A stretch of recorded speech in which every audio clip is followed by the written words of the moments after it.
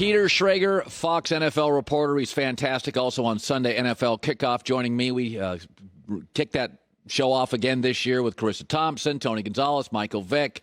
Everybody is on the show, so we're excited for that. And Dave Wanstead, of course, too. So let's bring in Schrags, brought to you by Mercedes-Benz, the best or nothing, joining us live in New York.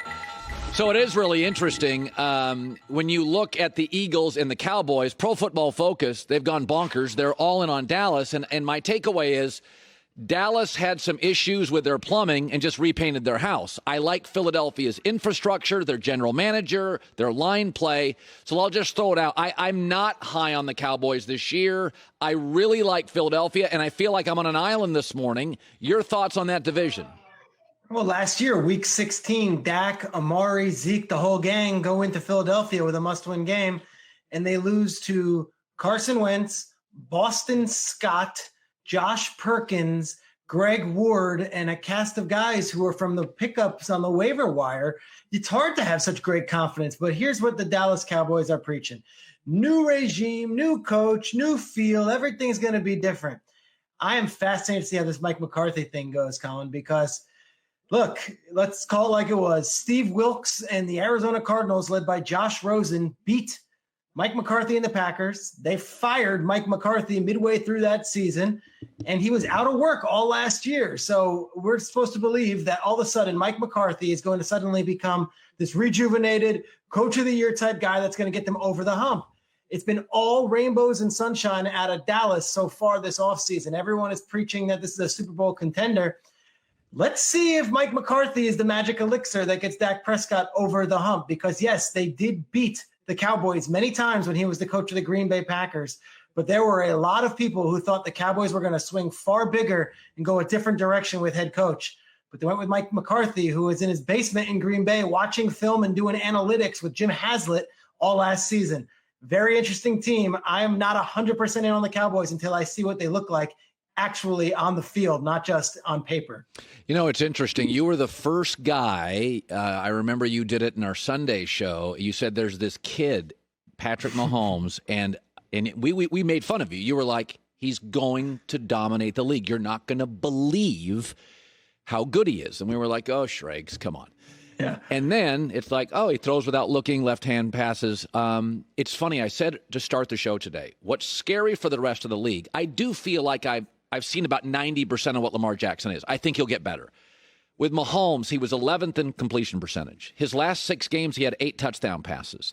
He admitted he just learned to read a defense. They were outplayed in long stretches all through the playoffs, and they won the Super Bowl. I feel like they're just scratching the surface. What do we know about Mahomes in this camp and his improvement going forward? He's incredible. And if you're not a Chiefs fan, or if you like the Raiders, the Broncos, or any of the teams in the AFC that are contending for a Super Bowl this year, you might want to look away, because this isn't going to change. This might not be just a 1-year, 2-year, 3-year deal. They've got him wrapped up for the next 12 seasons. He is the ultimate team player. And here's where things get even harder if you're an opposing fan. When he got his $500 million deal, he got congratulations from everybody. He himself proactively reached out to Deshaun Watson and shared the details of the contract and said, hey, just FYI, if you and your agent are talking, let me help you with how this negotiation went for us. He wants everyone else to get paid also. Unfortunately for other teams, Travis Kelce took what was really an undervalued contract extension this offseason. Sammy Watkins did the same. They paid Chris Jones. They're going to have Tyreek Hill there with McCole Hardman for the next several years. And they add, who Joy Taylor just mentioned, Clyde Edwards-Helaire, who I think tonight is going to put on an absolute show at Arrowhead. They're not going anywhere. He's so young and so good, and the coaches are all coming back also. I feel like this is a Chiefs infomercial. Well, guess what? This is a happy, fun-loving, and really likable team. It's rare to see them to be the team that everyone's talking about after 50 years of Kansas City not winning a Super Bowl. They're not just going to win it this year. I think we're going to have a few seasons where they're going to be the favorites coming out of the summer camp. I've said this before. If the Jets aren't good this year, they'll fire Gase. They won't move off Darnold because they really like Darnold. He's been mature. He's been a gamer. It's Gase with some of the baggage. If Baker struggles this year, they were in the same draft class, I think a lot of people in the building bail on Baker. Some maturity issues, called out the medical staff, been hot and cold. And I think that's the value and the importance of maturity. You get a second and a third chance if people in the room feel like, hey, it's not all your fault. So let's dial in on Baker. This is his fourth coach, his third head coach. I do feel like he faces real pressure. They just have too good of weapons not to be an elite offense. Am I hating, or is that fair? No, it's fair. And Colin, these aren't just new coaches. And you could say, oh, well, Kitchens wasn't really the guy and he wasn't ready for it. Baker had a big say in Kitchens being the guy. So look, he's had offensive coaches, Todd Haley, Hugh Jackson, Freddie Kitchens. Last year, there was other offensive. Now you get Stefanski, who is an Ivy League guy who has done it for one team, the Minnesota Vikings, and had a lot of success for more than a decade. And in comes Kevin Stefanski with Alex Van Pelt, who was with Aaron Rodgers. There are like no more excuses. These are two really well-respected offensive minds that will be in his ear, and both are professionals. The entire summer, the key thing with the Cleveland Browns is that they have not been in the headlines. There has not been any hype. And I can tell you from talking to folks there, Baker has been very serious about football and not very serious about whatever else is going on off the football field. It's been all about ball. But if it doesn't work out this year with all the talent on the roster and them hiring a new coach and bringing in a new system and them feeling like now it's finally a professional environment for him, I wouldn't be shocked if they said, okay, Baker, like it's not going to be next year, but maybe the year after we'll talk contract negotiations then. I think Mayfield does bounce back, but the AFC North is loaded. Ben is healthy. Joe Burrow's really good.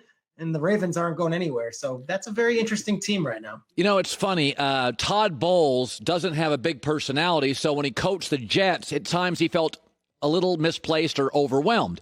But he made their defense better. And last year at the end of the year, Tampa's defense was nails. And I've said my prediction for Tampa this year, the defense leads the offense in September. It won't be Brady. He'll be working his way through a lot of different pieces. And then I think by Thanksgiving, it's like, oh, these weapons are good and they're rolling. I think Tampa Bay is going to be really good. I think we're overthinking it. I think Arians Bowles' second year of the system. But when you talk to people around the league, what are their one or two concerns about this Tampa Bay all-star team on offense? Yeah, the concerns are the defensive backfield, which offhand, a lot of people won't know names like Antoine Winfield Jr. and Jamel Dean and Sean Bunting Murphy. These are the starting corners and starting defensive backs for the Tampa Bay Buccaneers. So as much as we want to go ooh and ah about Gronk and Godwin, at some point, those defensive backs who have been untested in big games are going to be going up against Drew Brees and Russell Wilson. The other piece might be the offensive line, just that Brady hasn't played behind these guys, and that takes a while. But, Colin, I'll come on your show right now, and I'll tell you, I have them going to the Super Bowl. I think the Buccaneers are going to be awesome this year. And I think one of the reasons I'm so high on the Bucs is not just the offensive side of the ball. It's their front seven. Levante David's one of the best linebackers in football. We never talk about him. Devin White is a second-year player at LSU. He's going to have a huge breakout season. Shaq Barrett, JPP, Vita Vea, and Ndamukong Suh, they're loaded. They really are loaded. And they had the number one defense over the final month of the season last year, and that was with Jameis Winston throwing 30 touchdowns. I finally also look at it this way. No fans in the stadium. And if there are fans, let's say it's 10,000 to 16,000 to start it off. Brady at the line of scrimmage at the Superdome on Sunday, and you're going to have Joe and Troy and Aaron. They're all going to be there, but there won't be any fans. There'll be 70 decibels of sound. I don't even know what that means, but it's not going to be drowning them out. Brady every week can sit at the line of scrimmage with no fans against him on these opposing stadiums, do it at his cadence, at his pace, call out what he wants, isolate what he needs. It's going to be like practice for this guy against defenses that have not seen this offense ever. There will be no film on it. So everyone's taking the Saints, and I hear what Joy was saying, say she's all in on the Saints. I don't know. The Saints kind of had a weird offseason, didn't they? I feel like Drew Brees was put through the crosshairs quite a bit this offseason too. And I feel like they might be coming together over that, or they might not. I look at the Buccaneers. It's been all positive vibes. Everyone's all in on this. He's elevated everyone. And I think it's going to be Tampa Bay over New Orleans in the NFC South. And I think the Bucs represent the NFC at home in the Super Bowl come February. One of your best segments ever. It's just a great point. I never thought about this. When I looked at that Tampa Saints game, I swear to God, yesterday, I'm like, God, the Superdome is so tough to play. Wait, no time one out. there. There's nobody there. I mean, seriously, Green Bay and New Orleans and Seattle live on their home field advantage. It's like, oh, we don't have one this year. Boy, I'll tell you what. That was good, Schrager. You know, that's why we keep you around at Fox. Thank you. You're so darn good. We'll see you Sunday on Kickoff. You're the best, Colin. Appreciate it. You enjoy. Keep on rocking. All right, Peter Schrager. That is such a great point. It's practice for Brady. The Saints' big edge at home, the emotion they play with, there is none. It's practice. God, you keep forgetting about this stuff. It's like in the NBA bubble. The young players were great because they didn't have this raucous, toxic crowds to go up against them. Yeah. The old guys struggled early because, where are my kids? Where's my family? So like the bubble we saw very early, the young guys were like, this is an AAU tournament. I got no wife and kids. This is great. The old guys, Giannis is like, I'm depressed. A lot of the older players were like, this is really difficult because they have family. In the NFL, Seattle, no home field advantage. Green Bay, no home field advantage. Well, Minnesota's got a better roster than Green Bay. You take out Lambeau's crowd, is that 2 losses? This stuff's crazy. It's going to be very interesting. Oh, my God. I'm going to bet so much money this year. Hi, everybody. Thanks for watching. Subscribe here to get the latest from the show. Also, be sure to check out more of the best clips from The Herd or go watch a few segments from other shows on FS1.